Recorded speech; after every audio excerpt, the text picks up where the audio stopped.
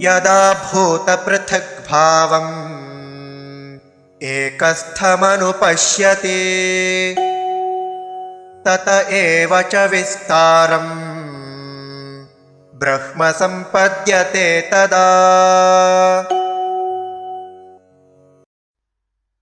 यदा भूत पृथक् भावम् एकस्थम् अनुपश्यति ततः एव च विस्तारम् ब्रह्म सम्पद्यते तदा। यदा भूतपृथग्भावम्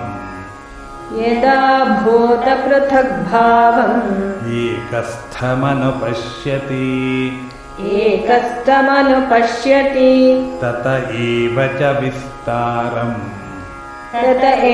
च विस्तारम् ब्रह्म सम्पद्यते तदा। यदा भूतपृथग्भावमेकस्थमनुपश्यति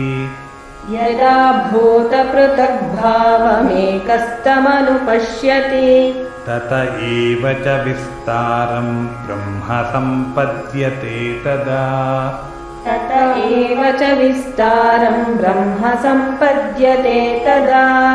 यदा भूतपृथग्भावमेकस्थमनुपश्यति तत एव च विस्तारम् ब्रह्म सम्पद्यते तदा। यदा भूतपृथग्भावमेकस्थमनुपश्यति तत एव च विस्तारम् ब्रह्म सम्पद्यते तदा।